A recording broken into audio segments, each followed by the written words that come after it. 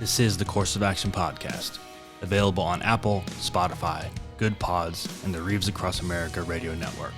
Watch every episode live on YouTube and check out the blog post on jeffclarkofficial.com. All right, we're rolling live back on Course of Action, and of course I've got Gregg, my guest today, who is, hold on, for some reason it sticks him in the green room, and I got to figure out how to get him out of the green room. Again, there it is, Roof from green room. There we go. Now Cheers. I got you out of the green room. It automatically, this new software automatically puts someone in the green room, and then I got to remember how to get them out. So It was scary, and man, I was scared in there. I'm glad you came and got me. So, Gregg Podolski, am I saying it right? Yeah, first time. Nice job, man. Yeah. Gregg Podolski, debut author whose book, The Recruiter, that you can see right here over my left shoulder, is coming out in July, and his PR team was awesome enough to reach out to me and say, hey, would you mind taking a look at this book? We'll send you a copy. I loved the premise of it. And of course, I said at the same time, like, hey, send me a copy and let's get Gregg on the show for sure. And let's chat about this because I want to hear about your story and how you got into publishing and how you started. But I want to talk about the book here for just a second. I've read it. It's excellent. I loved it. It's Deadpool sarcasm and jokes meets John Wick action meets a Hitman storyline, kind of mixed in between. I don't want to give away too many spoilers, but wow, great book, man. Thank you so much for sending me a copy and coming on the show. Thank you. Your $20 is in the mail. I appreciate that blurb. That was fantastic. We're done. I mean, that's all I really need. I appreciate your time. So no, that's really what I was going for. I don't know how about you, but when I read books, I tend to cast the characters in my head. Yes, I do. Sometimes it's an actor, sometimes it's somebody I know in my regular life, sometimes it's sort of just an amalgamation. Ryan Reynolds straight up was Rick, the main character, like from the get-go. And so the trick was trying not to just ape his voice, but sort of have that sense of humor mixed with my own voice, and to have you bust out Deadpool right off the gate, as a comp. I hit the nail square on the head for you anyway, so that's awesome. Yeah. So when you were developing Rick, the character, did Ryan Reynolds pop into your head immediately, or did it kind of mature as you were drafting the story and you just, like, the witty humor and all that just kind of made sense? So my wife has had a long-going crush with Ryan Reynolds for pretty much since Van Wilder came out. And so I've always sort of had a love-hate relationship with the man, because nobody should look that good and be that funny at the same time. Mm-hmm. So I'm like, you know what? I'm going to control this guy a little bit. And he sort of was always there. But I've always enjoyed writing humor. When I was in college, I did a lot of improv comedy. I got a little bit of radio time at like the Rutgers radio station. I even dabbled in stand-up for a little bit. That wasn't my thing, but I've always enjoyed humor. And all my favorite movies are action movies that have a healthy dose of comedy. And so that just sort of naturally came out of the writing process. I didn't set out to say I'm going to write a funny character, but it just sort of naturally started to come out that way. And then I realized, like, that's my sweet spot. That's my voice. And so I just kind of rolled with it, and it was fun. It was a ton of fun to write this book. Well, it was a blast to read, and I don't want to give away spoilers, so we're going to kind of recap it without giving it away. But Rick, the main character, he's a recruiter, hence the name of the book.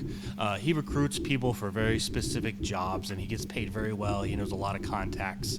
But along the way, things start to tie together a little too close to home, and he has to then kind of navigate the kind of the monster and the problem that he's created and he's benefited from, but he's done so at the kind of the horrible exchange of not being so close to his family. And the witty humor, the kind of balance of the torn between the life he's chose and the life he had to give up. It's a really, really good book. It's a funny book. I enjoyed it. It's a page burner. But what I want to know from you is the witty humor comes very naturally. And then the heartstrings kind of start to get tugged on throughout the book. the stakes get amped up, they start to increase and get a little higher. The humor is still there. How did you find that balance in the book so you didn't lose him as the character that he was at the beginning, the funny, the banter, and then you get serious because it became a serious story with some high stakes? How did you not lose that humor? I got to give a big shout out to my agent, Dan Miliszewski, with UTA. He got the book right away. I actually had two agents make an offer on this, and I was in the very enviable position of having to choose. And after the two conversations, the two calls that all the writers look forward to, right? I just knew he was the guy to go with. And, one of the things he said was, if you go with me, I really want to make some changes to the third act. And one of the first things he said was, you lose the humor. And to your point, as the stakes rose, I sort of felt like, okay, I got to back off that a little bit because this guy's not going to be that funny. And Dan was like, nobody is. Like, that's who he is. And that's what hooks you in the beginning. So we don't want to lose that, but we also don't want to reduce the stakes. So it was really him sort of pushing me to go, it's okay to still be funny at the end when when things are really starting to hit the fan. And it made it a better book. It really did. I mean, I was proud of what I wrote to begin with, but he just kind of took it to that next level so that you didn't lose that witty, sarcastic voice that, hopefully hooked you in the beginning. That's there through the end, even when some pretty serious stuff's going down.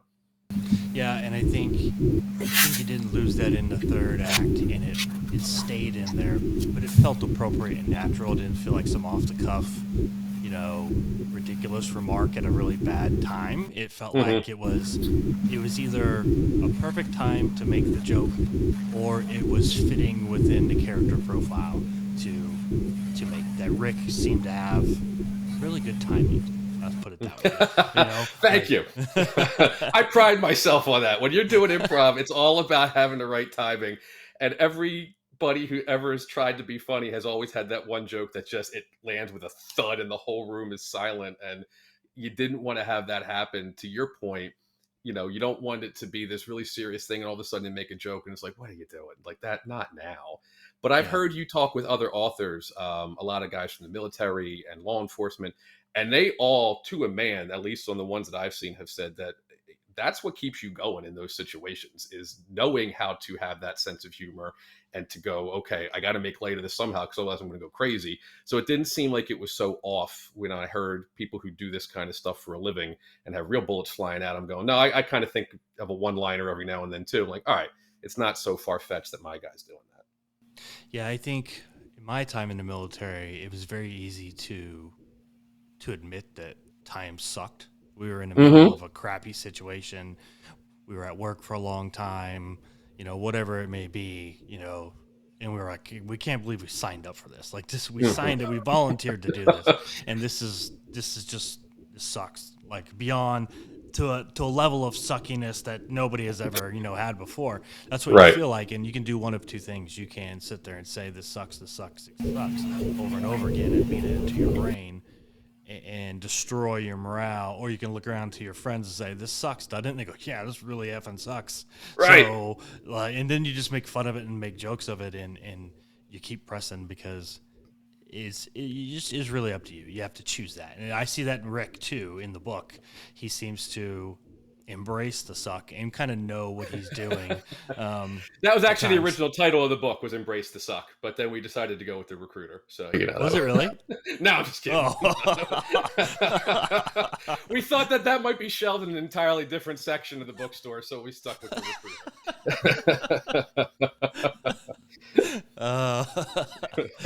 Recruiter. Let's talk a little bit about, you said you did improv, and I think we're on the subject of humor.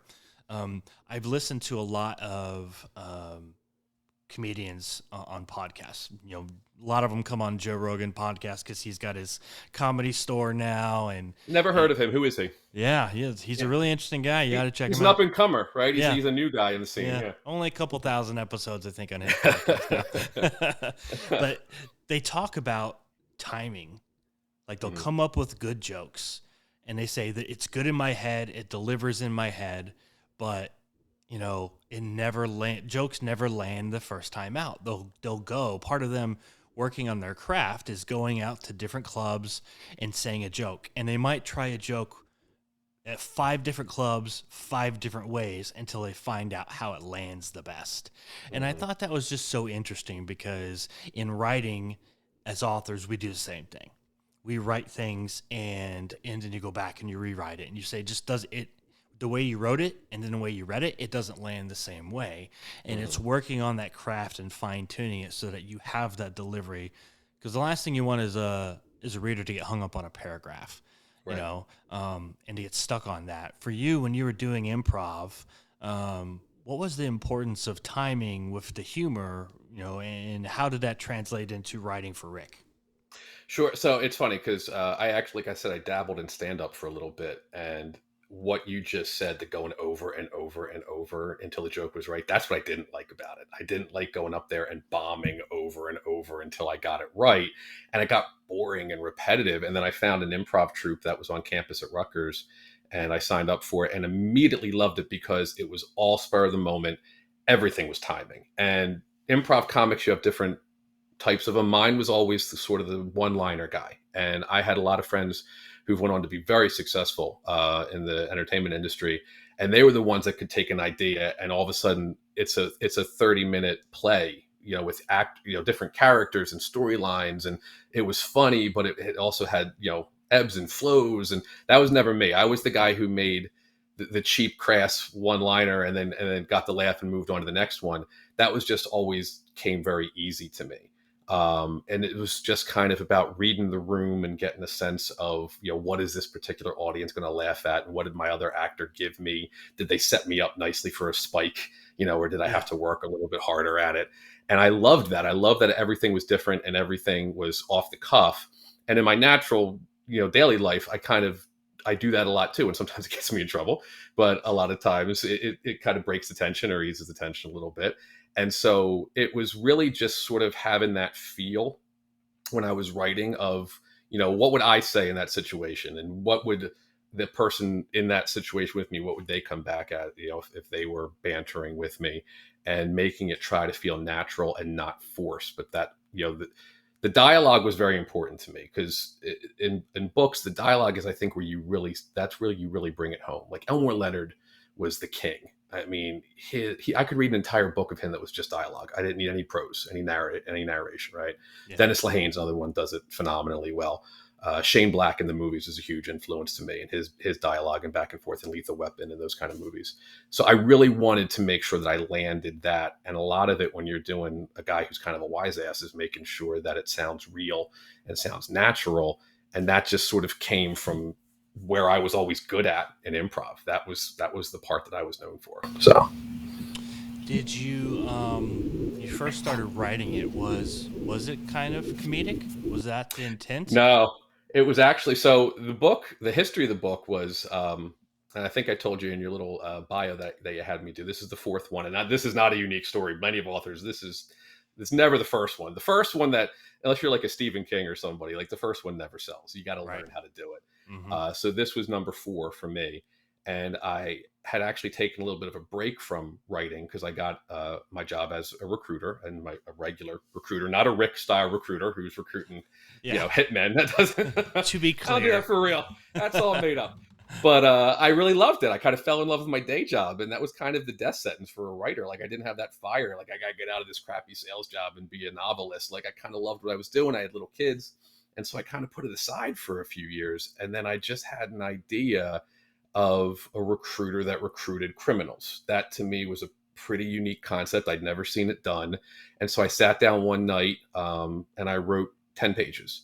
And the next day I looked at it and expected it to suck. And I was like, it actually kind of doesn't. That's actually better than what I've written before. So I wrote another 10 pages. And then I was like, that's pretty good too. And then my son was in diapers and my daughter was little, and life happened. And those 20 pages kind of sat there until the pandemic hit. And suddenly we all had a lot more free time on our hands. And I said, well, if I'm ever going to make a real last shot at this, now's the time. So I dug out those 20 pages and I reread them, and they were much grittier. Rick he still had the humor, but he was a little bit more of a tough guy. There was a little bit more of a focus on trying to make it more of a true noir than it was that sort of Shane Black, like I said, mix of action and humor. And I started to write it that way, and I got about 50 pages in, and I'm like, it's not working. Like, this isn't who I am. I'm forcing it. And that's why the other books I wrote before that honestly didn't get published either, because I wasn't writing in my voice. I was aping somebody, right? Like the first book I was trying to be Steinbeck. Then the other one I was trying to be Stephen King. And it just came off as dollar store versions of that. And nobody wants to buy dollar store Stephen King. So you got to figure out your own voice. And my own voice is a little bit funnier. So I kind of lightened it up a bit. And all of a sudden, man, it just started flowing. And I wrote the first draft in 3 months. Wow. Wow. Yeah, it just really hit. Yeah. I mean, granted, awesome. again, pandemic, there was no sports to occupy me at that time. I don't know if I would have done it in 3 months if the Phillies were on, but it was it was easier when there was nothing to distract me.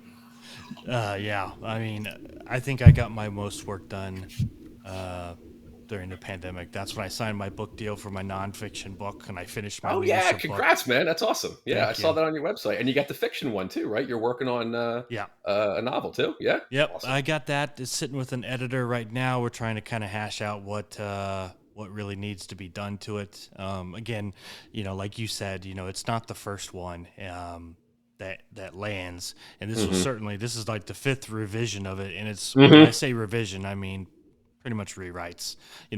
I've rewrote it 4 or 5 times before I landed on what I wanted, and moving forward and really feeling it. And then part of it is learning, being a student of the game. Yep. And I'm sure that's something that you can attest to as well.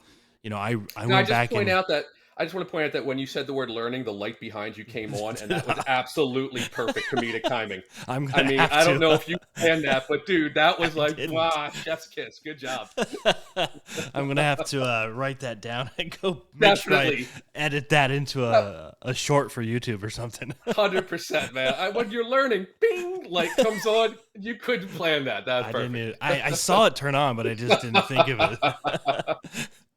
But yeah, so like being a student of the game, I went back and I reread Brad Thor and Michael Crichton and some of these books that I love, Clancy, and just said, I think I was doing the same thing you were kind of doing. I was trying to be somebody.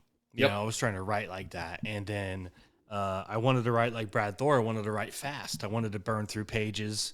I wanted it to be action packed, and I felt myself forcing to be like that. And I didn't want to be long-winded like a Mark Greaney or like some of those Tom Clancy novels. But then I found out that like that's actually kind of my style, like painting the bigger picture, moving from a POV to a POV within a chapter and doing it the correct way.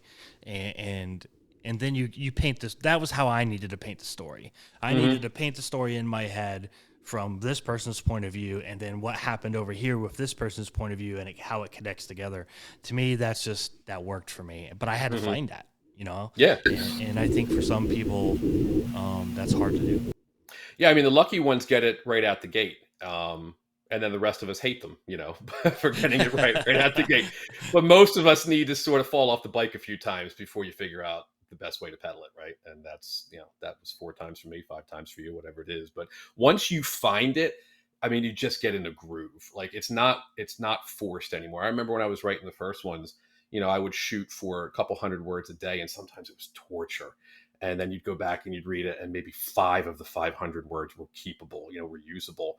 With the Recruiter, I mean, I would do 1,000 to 1,500 in a night. Now, again, that was pandemic era when there wasn't, a lot going on with the sequel. I averaged around, 800 to 1,000 a day, which is still pretty good. But I mean, it would come out in an hour. I mean, it just flowed. Like it was suddenly you weren't working and trying to force it and pull it out. It was just, you couldn't type fast enough. And that's when you got it. Yeah. When did you know you wanted to write a book? When was that light bulb that came on for you? I was first published in Highlights magazine. Do you remember Highlights magazine? I do. You're probably around my age, right? Yes. Yeah. Doctor's offices and the pediatrician, and some stupid kid before you would have filled out the hidden pictures in pen. Like, I mean, that's just a violation for any kid under 10. You'd use pencil on the hidden pictures and you erase it when you're done. All right. So, you have some courtesy. Have some courtesy. I mean, that's just common sense. But so Highlights magazine had a section like where you could write in and send in stories. And I wrote a short story in 2nd grade. So I was 7 years old, I guess, called The Horse Raised by Wolves. and my parents sent it into Highlight magazine, and it was actually published when I was 9. So my first publication came at 9 years old. Hmm. We submitted it to the Pulitzer Committee, didn't even get a mention, but I kept on writing, and I decided that that was something I really enjoyed. And again, it always sort of came easy to me. So really, since that, I've always thought, how cool would it be to have a book out? I didn't really start doing it seriously until I graduated college. That's when I had an idea. And that first book, that Steinbeckian book, which I still have as one of my trunk novels that I'd love to unearth one day and really fix, because I love the idea. But that was, so early 20s is when I started, and I did it seriously for probably about 4, 5, 6-ish years.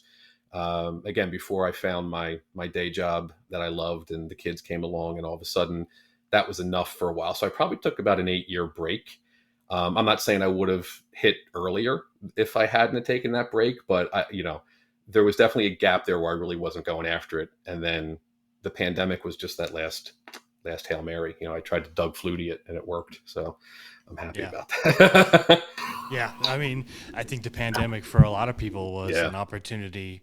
I started this show when the pandemic hit, as a way to hopefully stay in touch and stay engaged with people. And it kind of matured into this thing. And now I have relationships with publishers and PR folks. And I get to meet guys like you, and we get to do this. And I think as bad as the pandemic was, it did change a lot of lives, also for the better too. And I think it's a beautiful thing, because we get a lot of stories that are coming out now. People sat down and said, I'm finally going to commit myself to doing this, and I've been thinking about it forever. I mean, that's what I did with my book too. I wrote 2 books. I wrote a nonfiction and I wrote a fiction book, and the publisher at the time said, we like them both, but we like the nonfiction better. And I was really mad. I was really disappointed because I wanted to get the leadership book out, but I really wanted to write fiction, because that's when Jack Carr was real new in his career. Yeah, he blew up right around then, didn't he? Yeah, he blew up around that time, and I was just like, oh man, I had all these ideas because of him. And I got back into reading for pleasure, because I had gotten out of the military, and so I was picking up Brad Thor and the old Clancy novels again, and I was just feeling that fiction motivation, you know what I mean? Yeah. And when they said we'd rather go with the nonfiction, I was happy. I mean, I'm happy that I got a publishing deal, but at the same time, I really wanted to write fiction in that moment. But I'm glad they said no, because looking back on it, it was horrid. I mean, it was just I didn't know. Isn't that how the worst? to write it. Yeah. You look at it and you're thinking, this is great. You have visions of the checks and appearing on Oprah, and you read it and you go, who wrote that? Who snuck in and used my computer and wrote that garbage? Yeah, right? Making room in the garage for my Ferrari. I mean, I had it all. I had it figured out, man. And then when they said no, I was like, man, that kind of sucks. But I wasn't a student yet. Right. I was just being a fan and trying to do something creative, and I didn't sit down and go, how did Jack write that? How did Brad write that? How did Clancy write that? What does Greeny do so well? I didn't stop and pay attention to the details. So I'm glad they said no, because I don't think I would have gotten I don't think I would have gotten the quality of editor that I got now to do that, and I don't think it would have been a good product. It would have been the beginning and end of a fiction career immediately. That was a slap in the face for me. Is when I wrote the first thing all the way through, I let it sit for like a week, and I'm like, all right, I'm going to go back and revise it. And in my head, I'm thinking, man, I nailed this first time out the gate. And then I'm reading it, and I'm like, this is awful. Like, I mean, the bones were there. Yeah. But I mean, I cut the first 70 pages of the first draft. Like, it was all throat clearing. It was just complete backstory info dump. And I'm like, this story doesn't start until page 70. And that's actually the first chapter of the book that you read. Now, I do love the first chapter that I wrote, which I have archived, and I would love to somehow incorporate that, but I don't know how I'll ever do it. But I really liked that one. But everything after that was just, it wasn't good. And it's really humbling to go, I just spent 3 months of my life, 5, 6 nights a week till 11:30 at night when the kids are asleep. And I got to redo a lot of it because it's just not good. But when you love the story and you love what you're doing, that part suddenly becomes almost as fun as the original part, because now you get to you got the big sort of clay shape that is very vague. and now you take out the fine tools and you put the little details into it.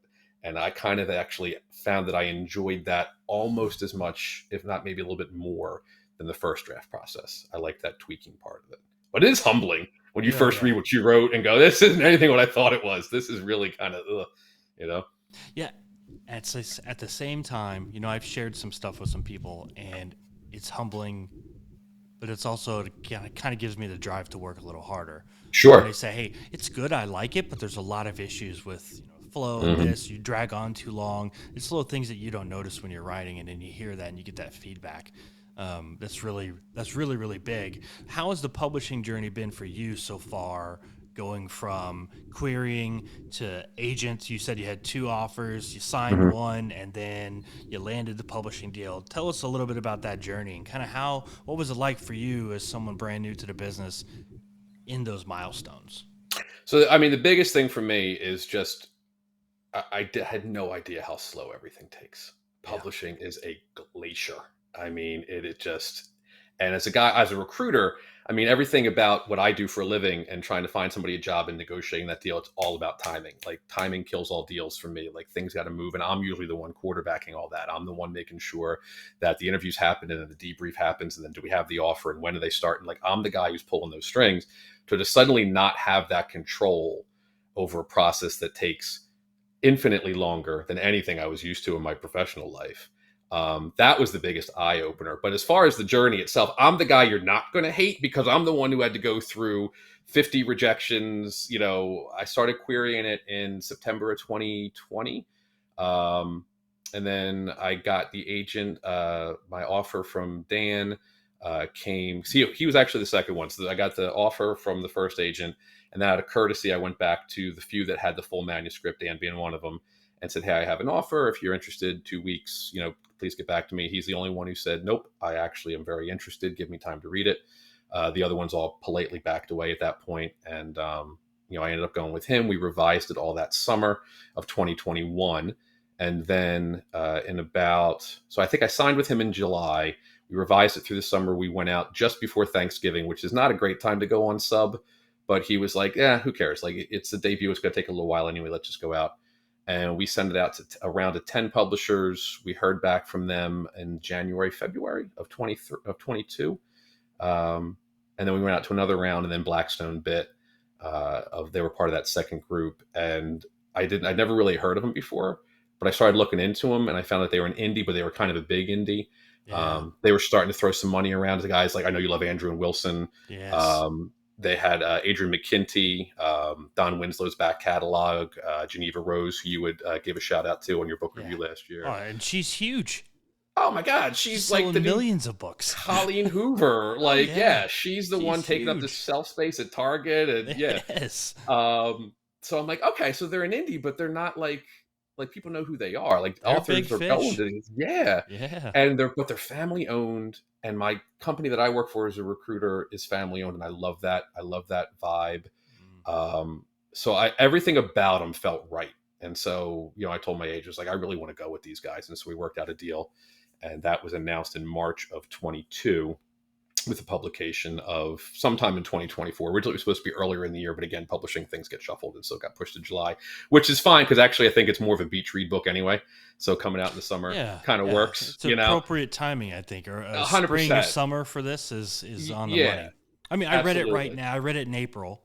You know, I had it for a little bit, and I kind of had it in a list of books for people who are coming on the show. And then, but April was perfect. April into 1st of May, it was perfect timing. Weather was great here. I mean, we had some rain and stuff, but it was a perfect opportunity to sit there and I think it'll be a great summer read for people. People are gonna, I hope so, absolutely love it. I hope so. Thank you. But yeah, I mean, so that was the journey, and it was just sort of, you know, then every milestone after that, you know, like seeing the cover for the first time, and the cover designer, her name's Alenka over at Blackstone. I mean, she killed it. That was the first one she sent me. Really? Like, you know what we changed? We changed one thing. The little red splotch that says a Rick Carter novel was white originally. And then she was like, what about making it red? I'm like, even better. Like, I was like ready to roll with the as it was. But she just captured exactly what I had in my head. I mean, really? She could have reached in and pulled it out. And that is almost exactly what I had. But I couldn't have ever, you know, vocalized that to her. I just kind of gave her some vague ideas. Like, I think the only thing I sent her was the poster for Kiss Kiss Bang Bang, the Shane Black movie, the Robert Downey Jr. Yep. I said I kind of like that vibe, and from that she got that and nailed it. So that was really cool. And then I've been fortunate to get some really nice blurbs from some really cool authors doing shows like this. Like, all those milestones, they're sort of like nice little pinch me moments that make the wait leading up to publication really nice. So, well, how's it feel now? I mean, we're recording this in May. It's going to come out in July around the same time as your book. How's it feel? Like 2 months to go before D-Day, you know, how's it feel? It's nice because so many people have been asking me when it's coming out. People who don't understand how publishing works. Like, when I told people back in March of 22 that I sold it, they're like, "Oh, great. So when's it coming out? Like, in a few months?" Like, no, it's going to be like 18 months of nothing. Yeah. And then 6 months of you're going to be so sick of hearing me talk about this book that you're going to buy it just to shut me up. So we're in that part now. We're in where I'm apologizing on Facebook. Like, I know I've already talked about the book for the last 3 months, but here's another thing about it. So right now we're just starting to get some trade reviews. I got a nice one from Publishers Weekly, which was really cool.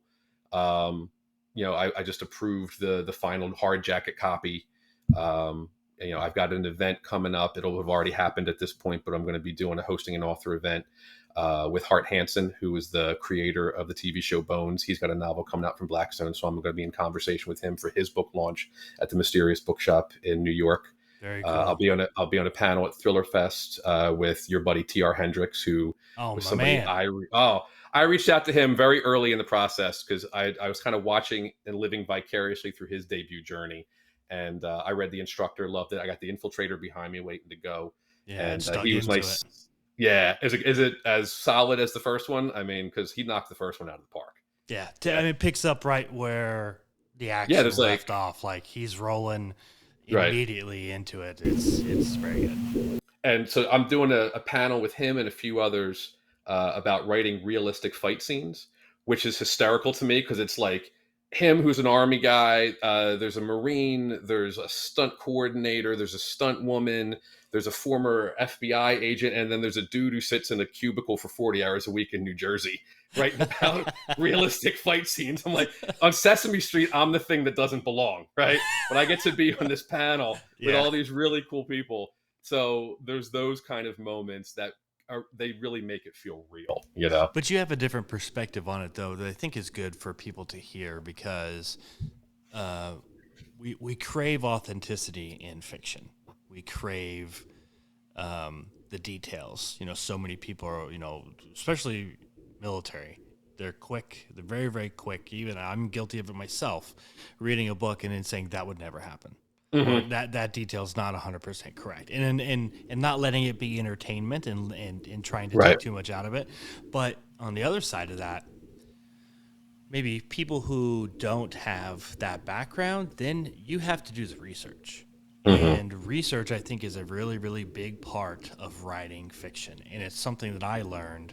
You can't just wing it. You can't just go in there and type and say, this kind of gun with this kind of magazine or this kind of round, because somebody's going to go, well, they don't actually make that gun in that caliber, and it's a really quick way to lose credibility, so you have to do some research. And I think the problem I have today with some fiction is that people think you have to have a background in something in order to write it. And that's a validation point, and I disagree with that. I think you don't have to have a background in everything in order to write about it, but you do got to do the research and dive into it. Yeah. So you can speak about it. So I think having that on a panel, having someone like you on a panel who can say, well, how did you do it? Now, not having a background like that, how did you do it? Because you did it well. Thank you. If you wouldn't have told me that or told anybody that, they might not know, So I took the easy way out, and it was honestly, it worked out that way that I didn't have to do a lot of crazy research because I always liked once I realized this was going to have a little bit more of a humorous tone, I decided I wanted to sort of bust a lot of thriller tropes, right? I wanted to sort of take some things that you see in a lot of novels, not that they're bad. Formula novels work for a reason. Everybody loves the formula, right? It's all about how well you execute it. But to me, I didn't want to just do that because I didn't think I had anything new to offer that formula.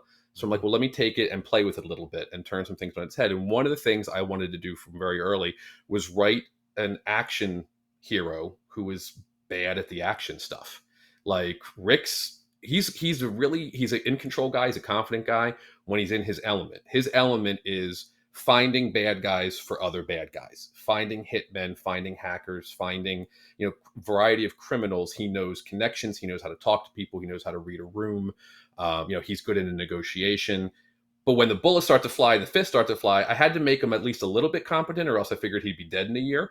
But I also didn't want to make him Chuck Norris, right? Like, I liked the idea of an action hero who got his ass kicked a little bit and over, like not just like McClane and Die Hard, who does it but Took gives a out punishment. as good as Yeah. yeah. Like, I wanted a guy who lost most of his fights, who couldn't shoot a gun, who needed the sidekick to bail him out more than he bailed them out. Like, I wanted to make that guy the hero of the novel, which is why it was written in first person, because I didn't want to give myself a cheat when the action scenes really started and be able to switch to the POV of the person who was good at that stuff. I wanted to stay with the guy who I hoped was like the reader, who was like, gosh, as I was in this situation, I'd just be trying to stay alive too, just like him. And I found that really fun to write. And it also meant I didn't have to spend hours researching Krav Maga moves, because my guy was getting beat up after he landed one punch. So it really didn't matter. Rick wasn't going to do him. Rick wasn't going to do it. No, Rick was just going to wail away and hope that he connected before he got knocked on the ground and beat up, And I liked that. That was a lot of fun to do that with him. Yeah, I like that about Rick too. Confident guy. I felt like he could hold his own in a fist fight, but I definitely could sense the tone of like, that wasn't his strong point. His strong point was his connections, his relationships, his negotiation, like you said. And he wasn't going to back down from a fight, but he wasn't the guy who's going to start one. And when the bullets start flying, he would rather not be in that room. 100%, because I would rather not be in that room, like, yeah, all of us. Yeah, it's not me at all. And it's a tiny spoiler, but a lot of people die in the book. Rick never actually pulls the trigger himself on any of the deaths. Like, the people that are killed around him, he's never the one that does it. And I that was another conscious decision. I didn't want him to be the one to actually do that, because I liked the idea, again, of an action hero that has a 0 body count, basically. Again, in a thriller, I don't know that I've ever seen that. The closest I could come to, and I think he still has a body count, is Jack Burton in Big Trouble in Little China, right? Which is the original turning the trope on its head, because Jack Burton, the Kurt Russell character, is the sidekick in that movie, but he acts like he's the hero. And I love that. And that was sort of the vibe I was going for. So the Recruiter's coming out in July. You're gonna go on a book tour, do some events. Once it's out, what's next for Gregg? Are we into book 2? Is there a book 2? Is there a new project that you're working on? Book 2 is written. It is with Blackstone, with my editor. We're waiting for their feedback and their review. Hopefully, fingers crossed, they like it and they want to continue it. They're marketing it as a series. It says a Rick Carter novel. They've sort of embraced the idea. I leave it open at the end, for a sequel, not in a cliffhanger way, but I think of it more of like the Marvel MCU stinger, that sort of end credit scene where the main story is wrapped up, but there's something else going on. So it'll pick up with that.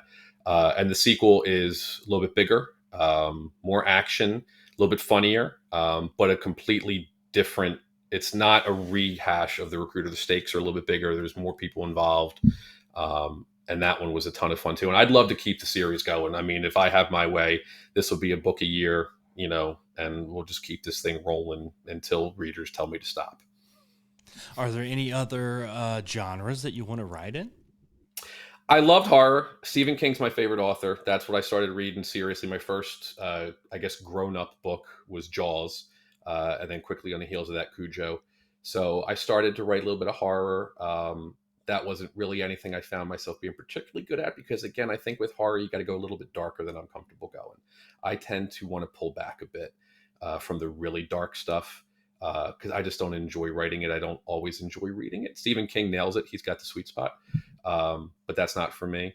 There's the 2 trunk novels I mentioned. One is a straight up just comedy. It's, the goal was to write Family Guy in novel form, like that kind of vibe. Wow. Yeah, I I mean, love it. I don't know if anybody would ever want to read it, but like that's sort Hey, of, you never know. You never that's that. know. I maybe I'll dip into one of those two trunk novels, or I'll come up with a standalone idea. But I'm loving Rick too much. I would love, like I said, to just kind of keep this thing going. The book comes out July 23rd, I Yep. think, right? Yep. It hits shelves. You can order it online and all the different versions. The phone rings tomorrow. It's the day after publication day. The phone Hmm. rings in Greg's house. It's Ryan Reynolds on the other end. He wants the book. He wants to do a movie. What do you say to him? Absolutely. I mean, that's not even a question. That is that's one of those moments where I kind of pinch myself so hard it bruises. Like that's. But again, it doesn't. To make it into a movie is sort of one of those things that if it happens, great. But if not, just having it out in the world and having people be able to read it, like that's really what I'm looking forward to the most. I'm looking forward to reading the reviews on Goodreads, Amazon. There's a few out there now, the good and the bad, because I 100% understand not everybody's going to love this book, and I'm going to get my share of 1 stars, and that's fine, because there's plenty of things that I read that's not for me either. Hmm. And I don't begrudge anybody their opinion when it comes to art. In my opinion, there's no such thing as good art or bad art. There's art you like and there's art you don't like, and that's it. Yeah. And if somebody doesn't like this book and they write that, that's fine. But it means somebody read it and they felt passionately enough about it to take time out of their day and write their thoughts down. Even if the thoughts were, this sucks, the guy can't write, I hope he doesn't do anything else again. That's fine to me, honestly. That does not bother me. I'm more excited that that person read that book and had that much of a reaction to it that they had to share it. I'm hoping that he's in the minority, right? Like I'm hoping Yeah, that the 5 stars sure. way outweigh that. Oh yeah. But I'm really looking forward to seeing the people that aren't in my family or my circle of friends or coworkers, the people that don't know me from anybody and just picked up the book because they thought it was a cool concept or they loved the cover. I really am looking forward to see what they say. I thought it was great. I really enjoyed it. I'm Thank looking you. forward to the next one. It's again July 23rd is when it's coming out. You can go pick up Greg's book. Absolutely order it. Get the copy in hardcover, paperback, ebook. Get the audiobook. Get it all. It's fantastic. Greg, thank you so much for doing this, man. I wish you the best of Thank luck. you. I'm not going to be at Thriller Fest, so I won't be able to meet you, but I will be at BoucherCon. You're going to go to that? I was going to, and then life happened, and I decided that this year probably not. But I've never been to New Orleans, and that's next year, so I'm shooting for that. But before we go, I got to ask you a question because Sure. you're wearing the Black Rifle Coffee Company, dude. Your coffee game is on point. I saw that video that you posted. Thank you. Okay, so go to what is that TikTok, Instagram that you had that short on. So Yeah, one of them. so the first thing you say is, please excuse the mess of my kitchen, it's under construction, and there's like 2 cabinets without a door, everything else is immaculate. And then you show how to make a cup of coffee that looks like Walter White in his basement, like cooking the best batch he's ever made. Where and why do you make coffee that way, where I just plop a Keurig in and hit brew? You've got so many contraptions. Have you always done that? Because I'm a coffee drinker. I respect the hell out of that. No. So I used to be the Folgers guy. I would just throw Okay. scoops of Folgers into the dripper, $5 Mr. Coffee from, from Walmart and, Hmm. and roll with it.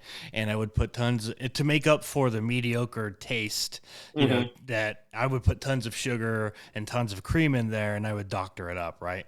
Well, when I was in the military, I was doing that every day, 3 or 4 cups a day. Well, I started gaining weight.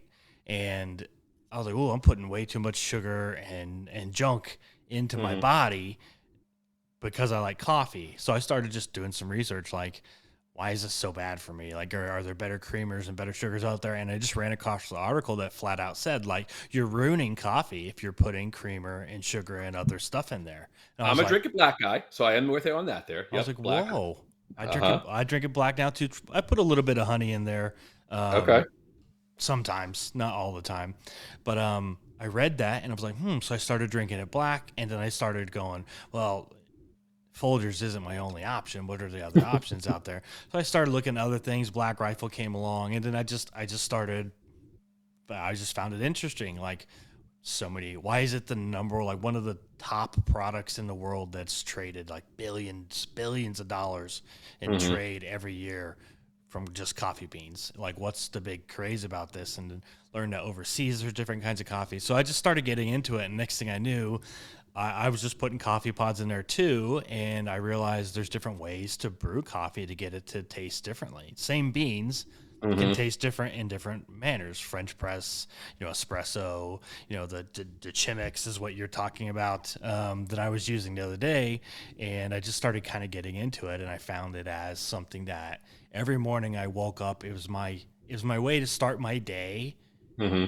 and kind of get the creative juices flowing and saying I'm doing something today. If I do nothing at all day long, I took the time to do something for myself, which was Hmm. give myself a quality cup of coffee and enjoy that process, even if my whole day went to just absolute shit. Hmm. I knew that one moment in my day was something I could always rely on, and I think just for a lot of different reasons, it was just something, and it's something I've gotten into now, and now I'm a nerd about it. I'm a coffee snob.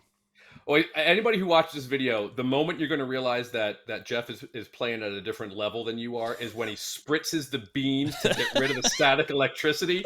I watched that and I'm like, all right, I'm Yeah. the YMCA kid playing with Kobe here. So, dude, I very, somebody very asked me well. about that. Very well done, man. If Yeah. we ever meet up and you ever have a chance and the willingness to make me a cup of coffee, I will say yes to that quicker than Ryan Reynolds calling for the movie deal. All right. So you well know, done by you. thank you. Me and Steve Stratton, another fiction author, Hmm. we went down to Total Archery Challenge here in Oklahoma, and I brought a bag of coffee and my grinder and everything with me. And Steve was like, "Oh, cool, we got a little coffee pot in this cabin." And I was like, "All we're going to use that for is to get the water hot." You go over there, let That's daddy it. work, okay? Let the big boys do what they do, and then you just sit there quietly. Yep.